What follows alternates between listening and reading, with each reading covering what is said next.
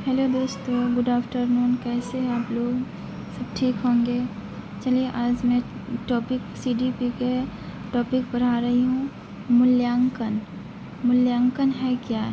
English में valuation कहते हैं। मूल्यांकन है क्या? मूल्यांकन को पता कहते हैं अपने भाषा में। पता लगाना, जांच करना, ये सब मूल्यांकन है। किसी को बारे में जानना, किसी को बारे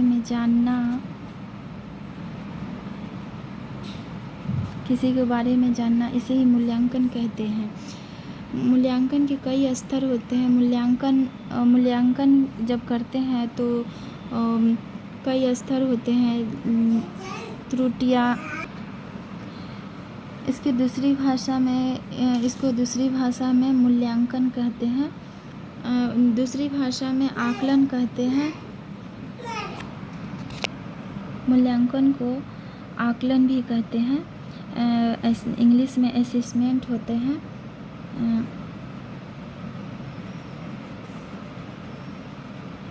असेसमेंट होता है मूल्यांकन। अब चलिए आगे बढ़ते हैं। और सतत एवं व्यापक मूल्यांकन। सतत के मतलब क्या होता है? लगातार मूल्यांकन करना। नियंत्रण और समय समय पर मूल्यांकन करना होता है। सतत मूल्यांकन के मतलब यही होता है, सतत और समग्र। और व्यापक के मतलब क्या होता है? व्यापक के आसान भाषा में बोला जाए तो सभी क्षेत्रों को मूल्यांकन करना। सभी क्षेत्रों को मूल्यांकन करना। इसको इंग्लिश में कहते हैं कॉन्सिनेंट एंड कॉम्प्रिहेंसिव इवैल्यूएशन।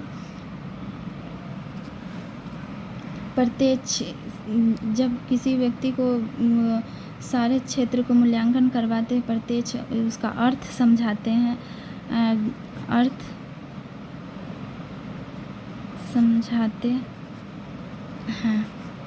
जी।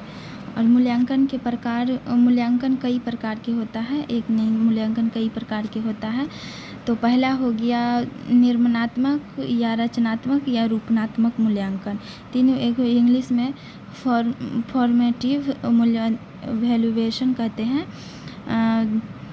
तो निर्माणात्मक मूल्यांकन के मतलब हो गया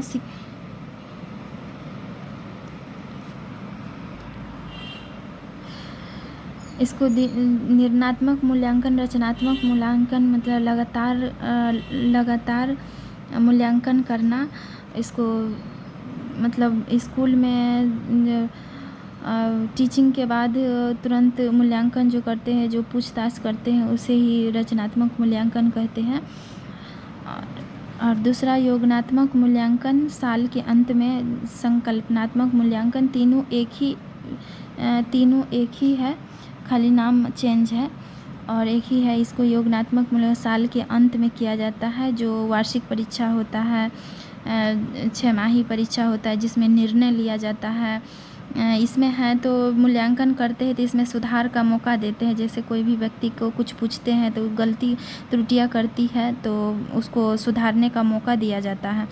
और योगात्मक मूल्यांकन में जैसे सीटेट का एग्ज़ाम होता है, उसका निर्णय लिया जाता है कौन पास है कौन फेल है। वो योगात्मक मूल्यांकन, जैसे कोई भी बोर्ड एग्ज़ाम लेती है तो उसको पास फेल का निर्णय लेता है। और निदानात्मक मूल्यांकन वो होता है, निदानात्मक मूल्यांकन अपनी कमियों की पहचान करना। कमियों की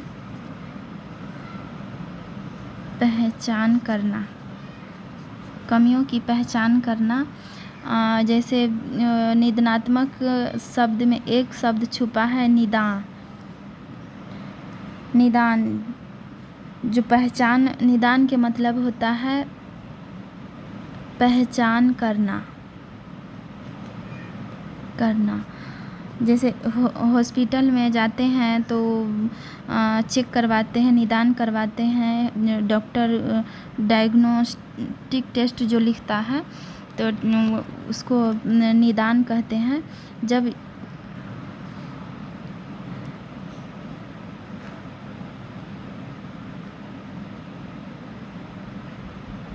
पहचान करना, पता लगाना, कक्षा के अंत में जब पढ़ा कर चैप्टर कंप्लीट हो जाता है तो कोई शिक्षक अपना बच्चे को पूछता है से ये क्या होगा, उसमें गलती के सुधार भी की जाती है। एक लेखा से ये रचनात्मक मूल्यांकन भी कहा जाता है। इसमें ज़्यादातर एग्ज़ाम में यही निर्णयात्मक रचनात्मक मूल्यांकन से ज़्यादा पूछेगा और योगात्मक मूल्यांकन से, बहुत कम निर्णयात्मक मूल्यांकन से पूछा जाता है। इससे मूल्यांकन से 4-5 सवाल ज़रूर आ जाता है, 4-5 नंबर आपको पकड़ा जाता है मूल्यांकन चैप्टर से।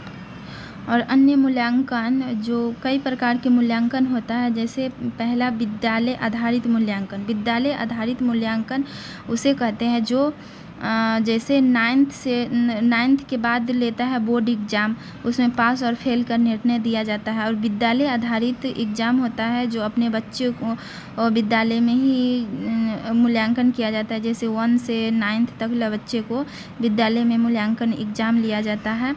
उसमें टीचिंग का पता रहता है से हम बच्चे को क्या पढ़ाए हैं और क्या हमको एग्ज़ाम लेना है, कैसे कौन कैसा बच्चा है, इस सब के बारे में पता रहता है। इसलिए विद्यालय आधारित मूल्यांकन ये विद्यालय में ही लिया जाता है। और दूसरा हो गया अधिगम के लिए मूल्यांकन। अधिगम के लिए मूल्यांकन ये क्या होता है, इसमें विद्यालय आधारित मूल्यांकन होता है, एक राज्य आधारित मूल्यांकन होता है जो राज्य में होता है, ये राज्य आधारित मूल्यांकन होता है। और दूसरा में हो गया अधिगम के लिए मूल्यांकन। ये क्या होता है, अधिगम के लिए इसमें विचार बीच बीच में अपना मूल्यांकन पूछना, अधिगम के लिए मूल्यांकन। जैसे बच्चा को पढ़ाते हैं और पढ़ाते पढ़ाते कोई सवाल पूछ लिए से ये पढ़ाए हैं इसमें से क्या होगा, उसके ही अधिगम के लिए मूल्यांकन। ये अधिगम के लिए होता है, मतलब आपके लिए कोई चीज़ आपके लिए ये पूछता है, ये के लिए, ये रचनात्मक मूल्यांकन है, इसमें बीच बीच में पूछा जाता है। और अधिगम का मूल्यांकन, ये अधिगम का मूल्यांकन जैसे कहते हैं ना उसका है, अधिगम के लिए मूल्यांकन मतलब अधिगम का मूल्यांकन अंत में होता है, जैसे साल के अंत में या 6 इसमें अंत में होता है एग्ज़ाम। अधिगम के लिए मूल्यांकन ये खुद से मूल्यांकन करना, स्वयं मूल्यांकन करना, एक साथ मूल्यांकन करते हैं। जैसे अधिगम भी हो रहा है, मूल्यांकन भी कर रहे हैं, पढ़ाई भी कर रहे हैं, मूल्यांकन भी कर रहे हैं। जैसे घर पे पढ़ते हैं तो पढ़वो करते हैं और मूल्यांकन भी करते हैं, चेक भी करते हैं हमको कितना क्या चीज़ आया है, उसे ही मूल्यांकन करते हैं। और आगे बढ़िए, और स्वयं मूल्यांकन स्वयं के में ही छुपा है, मतलब खुद से मूल्यांकन करना, खुद से मूल्यांकन करना।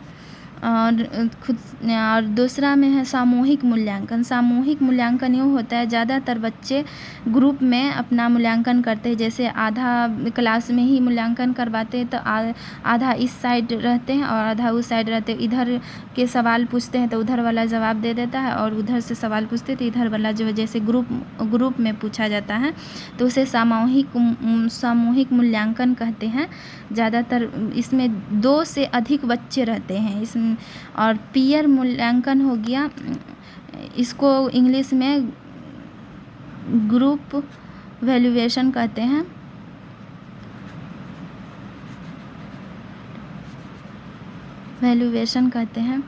और पीयर मूल्यांकन जो 2 व्यक्ति में मूल्यांकन होता है, जैसे 2 व्यक्ति बैठे हैं, वो उसको पूछ लिया, वो उसको पूछ लिया, उसे ही पीयर मूल्यांकन कहते हैं। 2 व्यक्ति का मूल्यांकन करना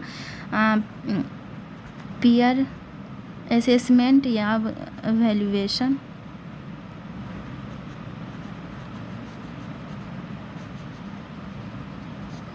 निवेश मानक मानक संदर्भित मूल्यांकन। मानक संदर्भित मूल्यांकन क्या है? मानक संदर्भित वो है जो कोई सीमा तय कर दिया जाता है। जैसे सीटेट का एग्ज़ाम हो रहा है तो उसमें सीमा तय है कि हर बच्चा को या तो 82 नंबर लाना है या 90 नंबर लाना है, तभी ये पास होगा। तो उसी मानक संदर्भित मूल्यांकन, कोई चीज़ के सीमा तय करना मानक संदर्भित मूल्यांकन कहते हैं, या मानकीकृत मूल्यांकन कहते हैं। कोई चीज़ के सीमा तय करना, उसे पास या फेल, इससे कम नंबर आएगा तो वो फेल हो जाएगा। तो वो कोई चीज़ का सीमा तय करना मूल्यांकन करता है। ऐसे मानक संदर्भित या मानकीकृत मूल्यांकन मानकीकृत नेगेटिव है, मानते गलत है। सीटेट में नेगेटिव टैगवर्ड माना गया है। कहीं भी मानकीकृत दिखाई दे तो वहाँ पे नेगेटिव कर दीजिएगा, मतलब काट दीजिएगा, पॉजिटिव में नहीं लगाइएगा। अगर नेगेटिव प्रश्न ही पूछा हो तो मानकीकृत सही होगा आंसर में। मूल्यांकन चैप्टर ख़त्म हो गया, पूरा पढ़ा दिए हैं। और मूल्यांकन से कुछ प्रश्न है जो अपने हाथों से लिखे हैं, अपने मन से लिखे हैं। तो देखिए, मूल्यांकन क्यों नहीं किया जाना चाहिए। मूल्यांकन क्वेश्चन है, मूल्यांकन क्यों नहीं किया जाना चाहिए। ऑप्शन है बच्चों की सीखने की तैयारी के स्तर पता लगाने के लिए, सीखने सिखाने के प्रतिक्रिया के सुधार करने के लिए, और बच्चों में प्रतिस्पर्धा की भावना पैदा करने के लिए, और यह समझने में मदद करने के लिए कि बच्ची क्या कर सकती है और क्या नहीं। तो मूल्यांकन बताएं, मूल्यांकन क्यों नहीं करना चाहिए। नेगेटिव प्रश्न पूछ रहा है तो यहाँ पे बच्चों में प्रतिस्पर्धा की भावना पैदा करने के, कंपटीशन नहीं कराएंगे। कंपटीशन गलत चीज़ होता है, नेगेटिव टैगवर्ड है। तो बच्चों में प्रतिस्पर्धा की भावना पैदा करने के लिए क्वेश्चन नंबर आंसर सी हो जाएगा। दूसरा क्वेश्चन है, छात्रों को उनकी सीखने की रचनात्मक प्रतिक्रिया प्रदान करने और अपने स्वयं के अध्यापक पर मनन करने के लिए शिक्षा को चाहिए।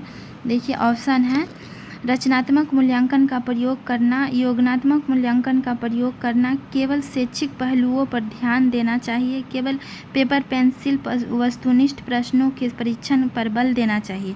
तो ऑप्शन नंबर ए है रचनात्मक मूल्यांकन का प्रयोग करना चाहिए। शिक्षक को चाहिए कि रचनात्मक मूल्यांकन करें, समय समय पर लगातार मूल्यांकन करते रहें।